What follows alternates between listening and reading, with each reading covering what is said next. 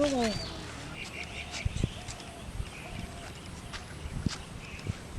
ভাই টমাটো যাবে নাকি? হ্যাঁ ভাই যাবো, উঠে বসুন।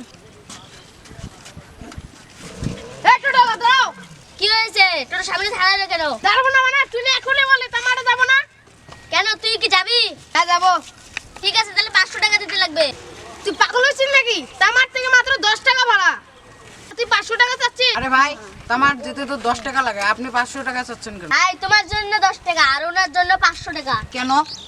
এমনি।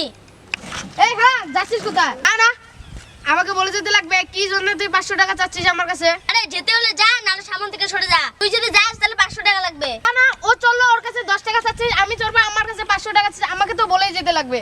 ভাই তুই যদি যাস তাহলে 500 টাকা লাগবে, নাহলে সামনে থেকে তুই সরে যা। না না, আমি তো এভাবে হাল ছাড়া পারবো না, আমাকে তো বলেই যেতে লাগবে। ভালো শোন, তুই আমার কাছে এসে কি বলেছিস? তাই কি বলেছি? খালি বলেছি টমাটো যাবে নাকি? না না, তুই তো এটা বলিস নেই।